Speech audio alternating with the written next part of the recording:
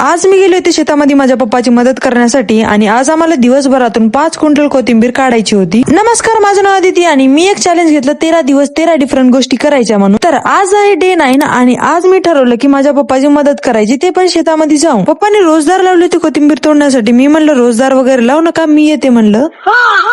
तर आम्ही गेले होते शेतामध्ये दुपारी 2 वाजता कोथिंबीर काढण्यासाठी, कारण की जर दिवसभरामधून आम्ही कोथिंबीर काढली तर संध्याकाळपर्यंत ते सुकून जात होती आणि हे जे कोथिंबीर जमा करून आम्हाला सकाळी द्यायची आहे उमरखेडच्या बाजारामध्ये. जास्त टाइमपास न करता थेट कामाला लागले होते. कोथिंबीर बांधून 1-1 किलोची ढग जमा करायचा होता आणि ते जुडी पप्पा बांधून ठेवणार होते. लगेच जास्त वेळ उन्हात ठेवल्यामुळे कोथिंबीर खराब पण होऊ शकते, त्यामुळे त्या कोथिंबीरची जुडी करून झाडाच्या खाली ठेवणार होते. आणि आज आम्ही पूर्ण रानातली कोथिंबीर काढणार आहोत. व्हिडिओच्या शेवटी बघूया आपण पूर्ण होईल की नाही ते. एक पात लागली की जीव पाणी पाणी करत होतं, कारण की एवढ्या उन्हामध्ये काम करणं सोपं नाही बाबा. जेवढं हे काम दिसायला सोपं वाटायला त्यापेक्षा हे काम अवघडच आहे बघा. जर तुम्हाला पण माझ्यासारखं घरी बसल्या 2 ते 3 घंटे काम करून चांगले पैसे कमवायचे असेल तर दिलेल्या प्रोफाईल वर जे बायो मध्ये लिंक आहे, लिंक वर क्लिक करून फॉर्म फिल करा. त्यानंतर तुम्ही पण माझ्यासारखे घरी बसल्या पैसे कमवू शकता. आणि आज माझ्यासोबत माझा भाऊ पण मदत करू लागला होता. पप्पाच्या मागे काम लागलं होतं, ते म्हणजे की हे जुड्या बांधायचे. दुपारच्या 2 वाजल्यापासून कंटिन्यू 2 घंटे काम केल्यानंतर एवढा कोथिंबीर जमा झाला होता. आणि हे किती गुंडल असेल ते कमेंट मध्ये नक्की सांगा तुम्ही. पण त्यानंतर आम्ही अजून 2 घंटे काम केले. सेम तेच काम, कोथिंबीर जमा करायची, जुडी बांधायची आणि एका जागेवर ठेवायची. माझं कोथिंबीर तोडून झाल्यानंतर जमा करून ते जुडी बांधून मी पण ठेवली होती. जेवढं परफेक्ट काम पप्पाला जमते त्यापेक्षा 10% पण मला जमत नाही बघा. काही असो, संध्याकाळच्या 6 वाजेपर्यंत काम केलं कंटिन्यू. घरी जाता जाता बघून जावं म्हणलं होतं आपला कोथिंबीर किती क्विंटल जमा झाला ते. आता एवढा काही कोथिंबीर जमा झाला होता, आता किती क्विंटल आहे ते उद्या समजेल आपल्याला. बाकी हे व्हिडिओ आवडला असेल तर लाईक शेअर कमेंट करा आणि जे शेतकरी आहेत त्यांनी तर नक्की कमेंट करा.